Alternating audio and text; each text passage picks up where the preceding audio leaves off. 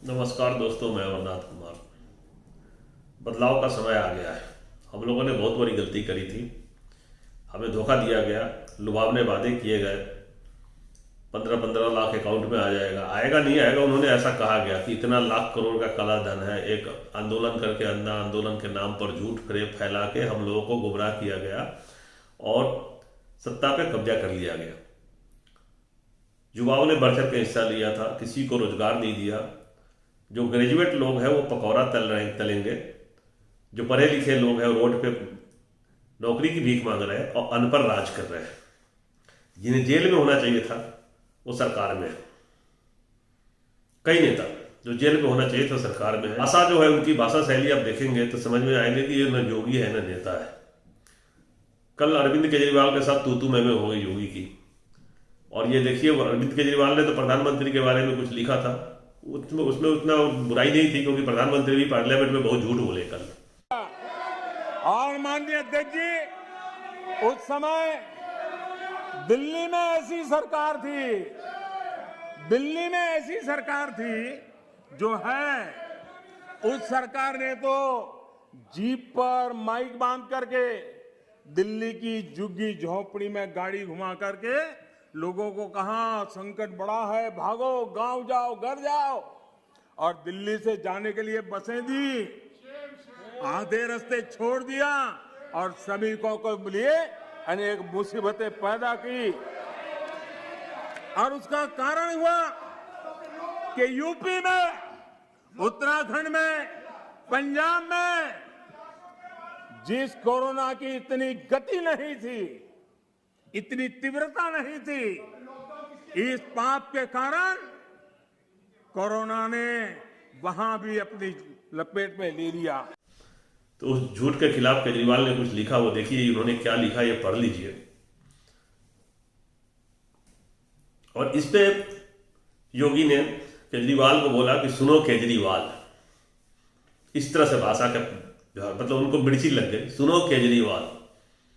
और उसके बाद जो लिखा वो आप पढ़ लीजिए। उसके तुरंत बाद केजरीवाल ने भी योगी को बोला सुनो योगी,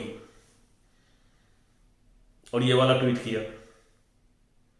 उसका संजय सिंह ने भी ट्वीट किया सुनो आदित्यनाथ। और तो और प्रेस के जो है पत्रकार है, उन्होंने भी ट्वीट किया कि सुनो तुम दोनों, लड़ते रहो इसी तरह से। और लोगों ने बहुत गालियां दी और बहुत मजे लिए। तो ये मर्यादित जो भाषा है ना, इज्जत मिलता है जब आप खुद आदर्श आचरण का व्यवहार दिखाएंगे लोगों को, तो लोग आपको इज्जत देंगे। तो इज्जत वाली बात रही कुछ नहीं। ये रोड छाप, गली छाप, सबने कहा ये गली छाप है, ये नेता है नहीं, गली छाप का भाषा का प्रयोग कर रहा है। तो गली छाप गुंडे जो होते हैं ना, वो भाषा है। और ये नेता हमारे बच्चों का भविष्य बनाएगा और हमारा भविष्य बनाएगा, और ये हमारा नेता है, ये हमें राह दिखाएगा।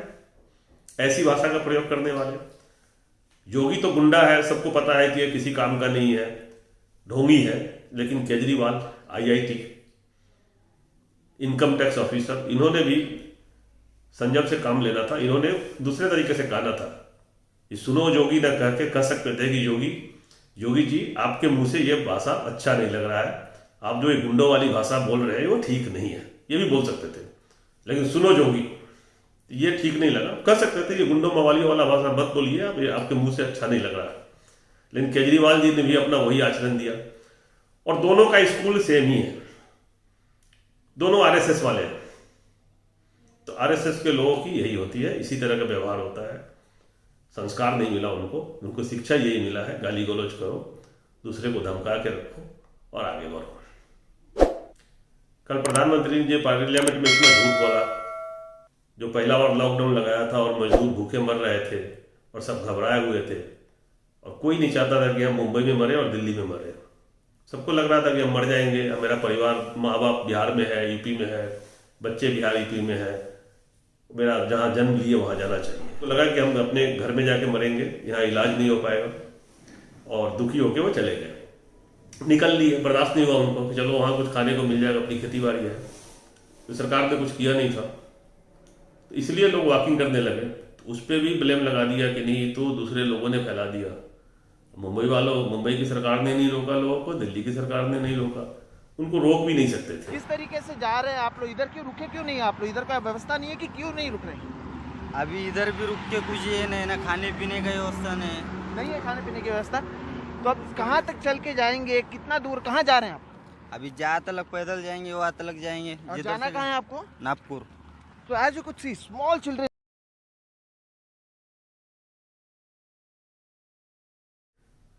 क्योंकि मजदूर तो जाना चाह रहे थे, उनको कैसे रोक लेते हैं आप? सबने कहा हम जाएंगे। गाड़ी नहीं थी तो लोग पैदल चलने लगे, रेलवे लाइन पे भी चलने लगे जहाँ ट्रेन ने आके कुचल दिया था उनको। और बहुत सारा वीडियो आपने देखा है, भयानक वीडियो। वो लड़की ज्योति थी, अपने फादर को लेके चली गई साइकिल पर बैठा के। लोग पैदल चल रहे थे, मीडिया ने दिखा दिया कि पैदल चल रहे हैं तो लोग चल रहे हैं। लेकिन इसमें भी ब्लेम चलने लगा, जो अपना असफलताओं को कि आपने फेल हो गए, आपने ठीक से काम नहीं किया, दूसरे को ब्लेम करना है। जो एक्चुअल में काम होना था वो नहीं हुआ, और सिर्फ ब्लेम गेम चल रहा है और जिससे नुकसान हो रहा है। और इसके लिए आप सबको मिल के काम करना पड़ेगा, तभी जाके सब कुछ ठीक होगा। मिल के काम, जो टारगेट है आपके उसके लिए काम करना पड़ेगा, तब जाके ये सब ठीक होगा। तो योगी के बारे में तो सबको पता है कि माफिया है और क्या है, पूरे देश को पता है कि किस तरह का आदमी है। योगी है ही नहीं, भगवा के भेष में न नेता है न योगी है, उसको आप कुछ कह ही नहीं सकते। भाषा से लग रहा है कि गुंडा है, और पूरा यूपी की जनता को पता चल गया कि गुंडा है, जिसके कारण ही वो यूपी में हार निश्चित है। वो जातिवादी अपने आप को ठाकुर दिखा दिए ना कि हम क्षत्रिय हैं, हम बहुत बड़ा है, सब कुछ हम ही है। और क्षत्रिय की संख्या कितना है उत्तर प्रदेश में? और जो समझदार क्षत्रिय है वो ठाकुर है, वो उनको वोट नहीं करने जा रहा है। यहाँ तक कि राजनाथ सिंह के बेटे का विरोध ब्राह्मणों ने करना शुरू कर दिया है। माननीय मोदी और माननीय राजनाथ सिंह, ब्राह्मण समाज पंकज सिंह का कोई समर्थन नहीं कर रहा। हम अपने किसानों से नहीं का, क्योंकि हमारे समाज से है, हम उनको समर्थन करते हैं।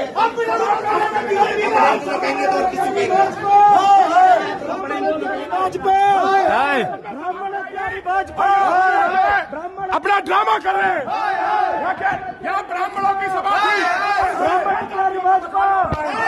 हम भाजपा का बहिष्कार करते हैं। ये हथियारी है।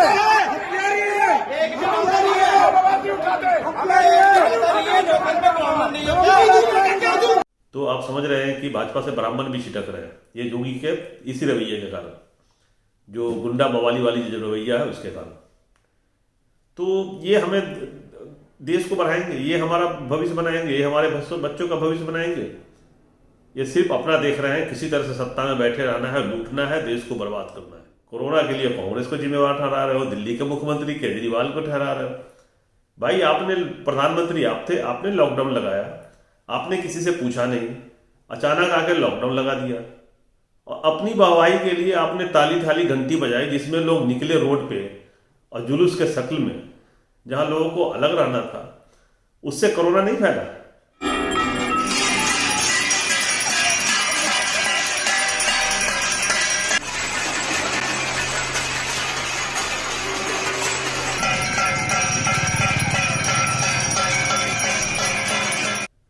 तो कोरोना तो आपने फैलाया, कोरोना तो आपने, अब ये डिसाइड कर लो कि कोरोना कांग्रेस ने फैलाया या तबलीगी जमात ने फैलाया, जो टीवी पर बैठकर तबलीगी जमात को, मुस्लिमों को कोस रहे थे और गालियां दे रहे थे, और 20 दिन तक वही चला था। तो जहां भी मौका मिला अपनी छवि चमकाने के लिए देश के नागरिकों का इस्तेमाल करते हो, कभी मुस्लिम को बदनाम करते हो, कभी कांग्रेस को बदनाम करते हो। अंत में तुम यही बोलोगे हारने, सब कुछ खत्म हो जाने के बाद, कि जनता ने गलती किया कि मुझे वोट दिया, यही कहोगे। और ये गलती हुई है, ये गलती हमसे हुई है कि हम सबने आपको जिता दिया और आपको भेज दिया, आपके झूठे बहकावे में आ गए। आपने कहा था कि 2 करोड़ रोजगार प्रतिवर्ष देंगे, 15 लाख अकाउंट में आएगा, काला धन लाएंगे, देश की एकदम हम अर्थ चेंज कर देंगे, 100 में स्मार्ट सिटी बनाएंगे, 100 दिन दे दो मुझे। लेकिन तुमने तो वही देश को बर्बाद कर दिया, देश को छोड़ा ही नहीं। और मैं तुम करके इसलिए बात कर रहा हूं कि मैं नागरिक हूं, मैं वोट दिया हूं, और अब इज्जत के लायक नहीं रहेगा। नेता होता है जिसको इज्जत खुद लेना होता है, अपने व्यवहार से, बिहेवियर से, और सच्चे आचरण का प्रदर्शन करके, जो आपने नहीं किया, आदर्श आचरण आपने नहीं रखा, इसलिए जनता आपको गाली दे रहा है। और अब लोग एकजुट हो रहे हैं, एकजुट होकर आपको हटाएंगे। ये आने वाले चुनाव में आपका पत्ता साफ होने वाला है। आपने बहुत बुरा किया है और बहुत गलत कर रहे हैं, झूठ बोल रहे हैं, देश को गुमराह कर रहे हैं। अब देश गुमराह नहीं होगा, आपको जाना ही होगा। लिख के रख लीजिए कि आने वाले चुनाव में सब एकजुट होकर हिंदू मुस्लिम सिख ईसाई आपको हटाने जा रहे हैं।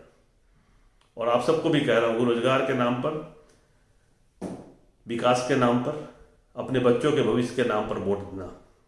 जातिवाद छोड़ दो, जातिवाद छोड़ के इस देश को आगे बढ़ाने के लिए काम करना है। ये सब किसी काम के नहीं, ये हमारा नेता नहीं हो सकता।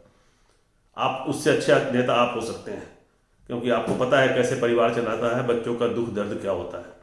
इसको कुछ पता नहीं है। ये रिमोट कंट्रोल सरकार बन के रह गया है। अडानी के हाथ में इसका रस्सी है, कठपुतली है, ये रोबोट है, जो समझिए। अडानी नचा रहा है वैसे नाच रहा है।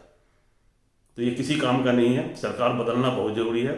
इसके लिए आप लोग काम करें, देश को बचाएं, बहुत जरूरी है। मैं यही कहूँगा, इससे ज़्यादा कुछ नहीं कहूँगा। जय हिंद, जय भारत।